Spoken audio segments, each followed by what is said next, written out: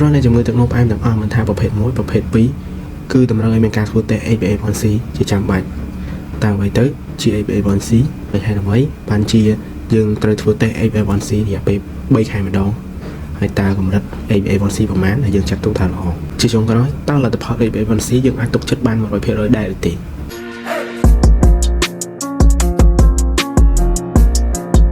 សួស្តីបងប្អូនទាំងអស់គ្នាថ្ងៃនេះខ្ញុំបាទកាវីឡាមានប្រធានបទមួយចង់ចែកម្លែកជូនបងប្អូនទាំងអស់គ្នាប្រធានបទរបស់ខ្ញុំថ្ងៃនេះគឺទាក់ទងទៅនឹងការធ្វើតេស្ត HbA1c HbA1c ឬយើងអាចហៅបានថា Hemoglobin A1c នេះគឺជាជាតិស្ករដែលប្រឡាក់ទៅនឹងគ្រាប់ឈាមក្រហមរយៈពេល2ទៅ3ខែចុងក្រោយហើយជាទូទៅលទ្ធផលរបស់វានេះគឺគិតជាភាគរយចំពោះជាតិស្ករដែលប្រឡាក់ទៅនឹងគ្រាប់ឈាមក្រហមទាំងអស់ហ្នឹងគឺបានមកពីការបរិភោគនៅអាហារជាប្រចាំថ្ងៃរបស់យើងជាទូទៅសារពាង្គកាយឬកោសិកាក្នុងសារពាង្គកាយរបស់យើងនឹងគឺត្រូវការ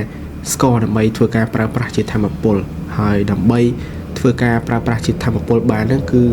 ពឹងផ្អែកទៅលើអុកម៉ូម្យ៉ាងដែលមានឈ្មោះថាអាំងស៊ូលីនដែលអុកម៉ូអាំងស៊ូលីនទាំងអស់នោះគឺបញ្ចេញដោយ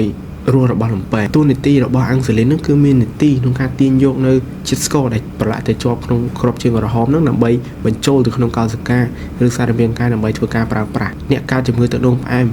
គឺมันមានអាំងស៊ូលីនគ្រប់គ្រាន់ឬមានអាំងស៊ូលីនតែមិនអាចប្រើប្រាស់បាននោះគឺធ្វើឲ្យមានការចាល់នៅកម្រិតជាតិស្ករទាំងអស់នោះនៅក្នុងគ្រាប់ឈាមក្រហមដែលជាហេតុដែលធ្វើឲ្យយើងអាចធ្វើតេស្ត HbA1c ដឹងពីកម្រិតភាគរយកម្រិតជាតិស្ករហេតុអ្វីយើងអាចធ្វើតេស្ត HbA1c 3ខែម្ដងជាទូទៅដោយសារតែជាតិស្ករទាំងអស់នោះគឺបានតោងជាប់នៅក្នុងគ្រាប់ឈាមក្រហមហើយអាយុកាលនៃគ្រាប់ឈាមក្រហមគឺរស់នៅក្នុងសារពាង្គកាយរបស់យើងបានរយៈពេល120ថ្ងៃឬស្មើនឹង3ខែតើកម្រិត HbA1c ប្រមាណដែលយើងចាត់ទុកថាល្អចំពោះកម្រិត HbA1c ហ្នឹងគឺបែងចែកជា3ទី1គឺល្អត្រៀមកើតជំងឺទឹកនោមផ្អែមនិងកើតជំងឺទឹកនោមផ្អែមតែកម្រិតជាតិស្ករ HbA1c តូចជា 5.7 គឺជាកម្រិតជាតិស្ករដែលល្អគឺមិនមាននៅជំងឺទឹកនោមផ្អែមនោះទេហើយក្នុងករណីចន្លោះពី 5.7 ទៅ 6.4ភាគរយមានន័យថាអ្នកបានត្រៀមនៅកើតនៅជំងឺទឹកនោមផ្អែមហើយក្នុងករណីដែលធំជាងឬស្មើ 6.5 អ្នកបានកើតនៅជំងឺទឹកនោមផ្អែមហើយតែយើងគួរធ្វើតេស្ត HbA1c នៅពេលណាយោងតាម CDC ឬយើងអាចហៅបានថា Central of Disease Control របស់សហរដ្ឋអាមេរិកបានបែងចែកការធ្វើតេស្ត HbA1c ហ្នឹងជាពីរទម្រង់ទី1គឺអ្នកអាយុក្រោម45ឆ្នាំនិងមួយទៀតហ្នឹងគឺអ្នកអាយុលើ45ឆ្នាំក្នុងករណីអ្នកដែលមានអាយុលើ45ឆ្នាំមិនមានជំងឺទឹកនោមផ្អែមគឺទាមទារឲ្យមានការធ្វើតេស្ត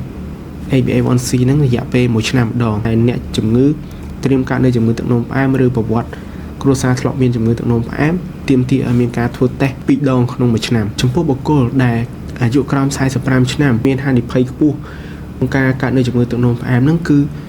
តម្រូវឲ្យមានការធ្វើតេស្ត HbA1c ផងដែរមានន័យថាក្នុងករណីដែលបុគ្គលនោះលើសទម្ងន់លើសជាតិខ្លាញ់មានជំងឺអមសំដូចជាជំងឺបេះដូងលើសសម្ពាធឈាម stroke បាត់ធ្លាប់មានជំងឺទឹកនោមផ្អែមពេលមានផ្ទៃពោះគឺតម្រូវឲ្យមានការធ្វើតេស្តរកមើលកម្រិតជាតិស្ករ HbA1c បាន2ដងក្នុង1ឆ្នាំចំពោះជំងឺទឹកនោមផ្អែមគឺគ្មានរោគសញ្ញាឬអាការៈដំបូងនោះទេតែវាស្ដែងចេញនៅរោគសញ្ញា4ទៅ5ឆ្នាំក្រោយកើតនៅជំងឺទឹកនោមផ្អែមដូចនេះសូមបងប្អូនអញ្ជើញទៅពិគ្រោះនិងប្រឹក្សាជាមួយគ្រូពេទ្យឲ្យបានច្បាស់លាស់